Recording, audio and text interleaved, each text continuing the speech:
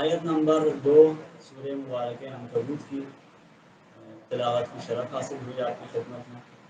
اس کے ذیل کچھ نکات آپ کی خدمت میں پیش کرتا ہوں جو انشاءاللہ اس پر توجہ کر کر اس کو اپنے نظر کے سامنے رکھتے ہوئے انشاءاللہ دنیا و آخرت میں اپنی زندگی کو بہتر سے بہتر کر سکتے ہیں. خداوند متعال ارشاد فرماتے ہیں احسب الناس ان یترکوا، یہ آیا لوگ سمجھتے ہیں کہ اگر یہی کہہ دیا کہ ایمان لے آئے ان کو چھوڑا جائے گا اور وہ امتحان اور ابتلا ان کا نہیں کیا جائے گا، آیا ایسا سمجھتے ہیں؟ تو یہاں پہ ایک استفہام ہو رہا ہے، سوال ہو رہا ہے جو اس کا جواب ہے کہ نہیں، ایسا کوئی نہیں ہے. اور یقیناً سب انسان جو ہیں جو آئے ہیں ان کو امتحان دینا ہے. تو اس آیت کو ہم جب پڑھتے ہیں اس کے مضامین سے، اس کے معانی سے کچھ ہمیں سمجھ میں آتا ہے. پہلا نقطہ یہی ہے جو ہمیں سمجھ میں آتا ہے کہ امتحان اور ابتلا یا فتنہ کہہ لیجیے اس دنیا میں اس دنیا کے لیے ایک لازمی حصہ ہے. یعنی جو اس دنیا میں قدم رکھتا ہے تو اس کو امتحان اور ابتلا ضرور ملیں گی، چاہے آسان چاہے مشکل جو بھی ہوں. وہ کوئی بھی نہیں کہہ سکتا کہ میری جان اس سے چھٹ سکتی ہے، اور وہ سب کو یہ امتحان ابتلا پاس کرنا ہے اور گزارنا ہے. دوسرا مطلب جو ہمیں ملتا ہے اسی آیت کے بعد والی آیت جو ہے آیت نمبر 3 وضاحت کرتی ہے کہ یہ امتحان اور ابتلا تمہارے لیے یا ایک خاص قوم کے لیے نہیں ہے، ہمیشہ سے ہوا کرتا ہے اور قیامت تک یہ رہے گا. آخرت جب تک برپا ہوگی وہ سب انسانوں کو یہ امتحان پاس کرنا ہے. وَلَقَدْ فَتَنَّا الَّذِينَ مِنْ قَبْلِهِمْ فَلَيَعْلَمَنَّ اللَّهُ الَّذِينَ صَدَقُوا وَلَيَعْلَمَنَّ الْكَاذِبِينَ، کہ یقیناً جو تم سے پچھلے افراد آئے تھے، انہوں سے پچھلے بھی آئے تھے، انہوں نے بھی امتحان دیے تھے تاکہ کیا معلوم ہو کہ کون سچا ہے اور کون جھوٹا. پہلی بات یہ ہو گئی کہ یہ امتحان جو ہے یقینی اور ہمیشگی ہے، یعنی اس دنیا میں جب سے شروع ہوئی اور جب تک پایان پائے گی تو یہ رہے گا. دوسرا مطلب یہ ہے کہ یہ امتحان اور ابتلا کی کیا اقسام ہیں، کس مختلف اقسام اس کے بیان کیے گئے ہیں کہ کیسے ہو سکتے ہیں امتحان. آپ کو اندازہ ہے، معلوم ہے، جب روایات کی طرف بھی جاتے ہیں کہ ہمیں واضح ہو جاتی ہے یہ بات کہ یہ امتحان اور ابتلا جو ہے ہر شخص کے لیے ہر شرائط اور ماحول کے تحت مختلف ہو سکتے ہیں. کیفیت میں چینجی آ جائے گی لیکن اصل امتحان میں چینجی نہیں آئے گی کہ ختم ہو جائے. آسان یا مشکل ہوگا، اس کی قسم بدل جائے گی لیکن وہ خود باقی رہے گا. چاہے کسی کا مال سے ہوگا، کسی کا اولاد سے ہوگا، کسی کا یہ ہے کہ اس میں خوشی میں ادا کرے گا، خدا خوشیاں دے گا، اس سے امتحان کرے گا. کسی کو مصائب، مشکلات، پریشانیاں کے تحت امتحان اور ابتلا کرے گا. اور اسی ذریعے سے ہم مختلف اقسام مثال دے سکتے ہیں. یہ بھی دوسری بات آپ کی خدمت میں پیش کروں. ایک درود پڑھیے اللہم صلی علی محمد وآل محمد. اگلی بات جو آپ کی خدمت میں پیش کرنا چاہوں گا یہ ہے کہ یہ امتحان اور ابتلا جو ہے اس کے کیا مختلف ذریعات یا اقسام ہیں. اقسام تو ہم نے بتا دی ہے کہ یعنی کہہ سکتے ہیں کہ اس دنیا میں مختلف انداز میں آئیں گے ہمارے لیے. اگلی بات یہ ہوگی کہ اس کی کیا فلسفہ کیا ہے، امتحان اور ابتلا کا فلسفہ کیا ہے، کیا وجہ ہے، کیا دلیل ہے کہ کیوں ہم سے امتحان کیا جاتا ہے اس دنیا. تو میں چند نوائد آپ کی خدمت میں پیش کرتا ہوں جو یہاں پہ لکھے گئے ہیں. ایک وہی مطلب ہے جو اس آیت نمبر 3 میں اشارہ کیا گیا کہ فَلَيَعْلَمَنَّ اللَّهُ الَّذِينَ صَدَقُوا وَلَيَعْلَمَنَّ الْكَاذِبِينَ، تاکہ سچا اور جھوٹا معلوم ہو جائے. دیکھیں ہم نے سب نے کہہ دیا شہادتیں پڑھ دی، ہم نے سب نے کہہ دیا کہ ہم ایمان لاتے ہیں ظاہر. تو اب اس کو امتحان کیا جائے گا کیا تم سچے ہو یا ایسے ہی کہہ رہے ہو، سچ میں ایمان والے ہو یا زبان میں خالی کہنے والے ہو.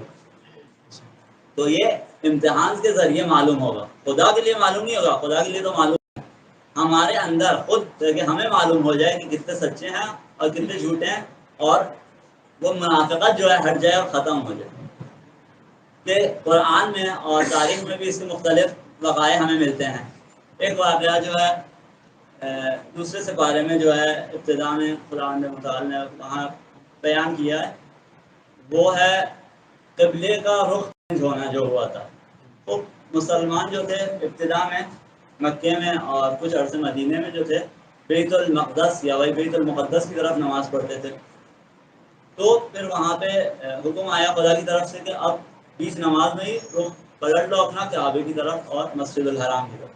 تو وہاں پہ بھی یہی بیان آیا ہے کہ لنعلم من یتبع الرسول ممن ینقلب علی عقبیہ، کہ پتہ چلے کون رسول کی اطاعت کرتا ہے، کون رسول کے پیچھے چلتا ہے، اور کون رخ موڑ کے کسی اور طرف جاتا ہے. آواز بلند نعرہ صلوات.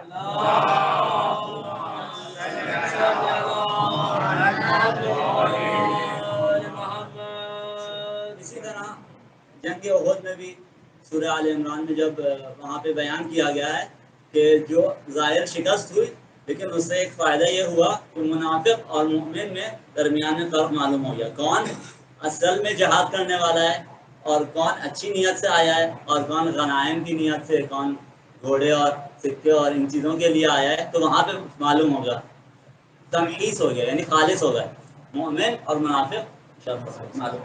تو پہلا لاجک جو ہم بیان کریں یہی ہے کہ سچائی اور جھوٹ کے درمیان فرق معلوم ہو جائے گا. دوسرا فلسفہ جو بیان کریں گے سورہ ملک میں، وہاں پہ اشارہ کیا گیا ہے کہ الذی خلق الموت والحیات لیبلوکم ایکم احسن عملا. ایک تو یہ سچائی اور جھوٹ کا معلوم ہو گیا. اب جو ہیں مؤمنین جو ہیں یہ مسابقے میں شرکت کریں گے، کون زیادہ اچھے اعمال کر سکتا ہے، اعمال کو کتنے اچھے انداز میں ادا کر سکتا ہے اور پیش کر سکتا ہے. یہ وہاں پہ دوسری ہمیں ملتی ہے جو خطبہ نمبر 144 میں بھی ظاہراً اگر جی 144 تھا نہج البلاغہ کے خطبے میں مولا علی علیہ السلام بھی وہاں پہ اسی کی وضاحت کرتے ہیں.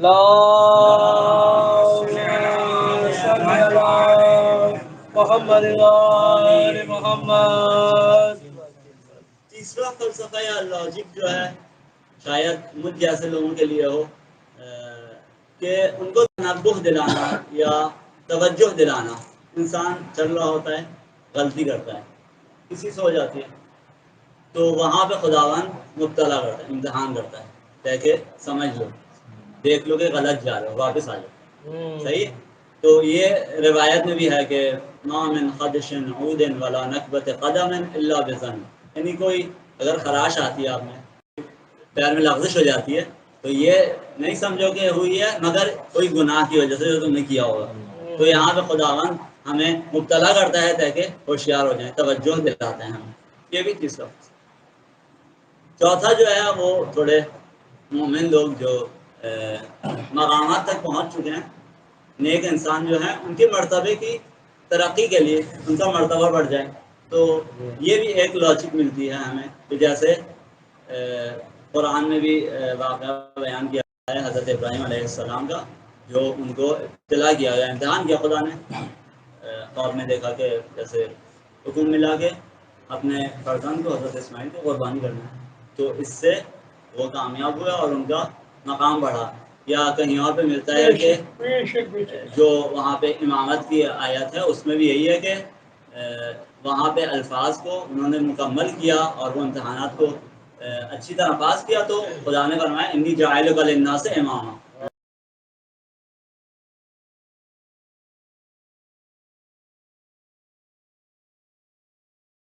کرام شاید صحیح نہیں ہے، عزیزان کرام صحیح ہوگا.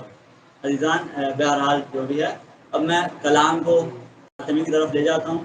آج گفتگو ہوئی امتحان اور ابتلا کے حوالے سے کہ پہلی بات یہ ہوئی کہ امتحان اور ابتلا اس دنیا کا ایک حصہ ہے اور ہمیشہ تھا اور یقیناً ہمیشہ رہے گا جب تک انسان ہے.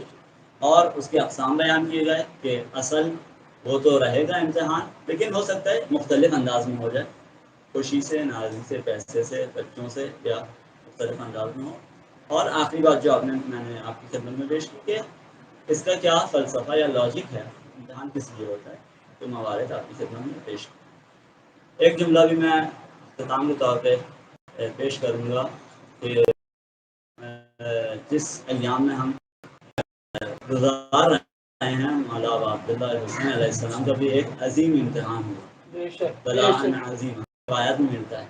کیا امتحان تھا، کیا امتحان تھا، یعنی ہم تاریخ پڑھیں ایسا کوئی واقعہ شاید ہمیں نہیں مل سکے، اتنا مشکل اور انتہائی سخت امتحان لیا گیا مولا سے، ان کے اصحاب سے، اہل بیت سے، اور کتنے اچھے انداز میں انہوں نے اس امتحان کو مکمل کیا اور آخر تک پہنچایا۔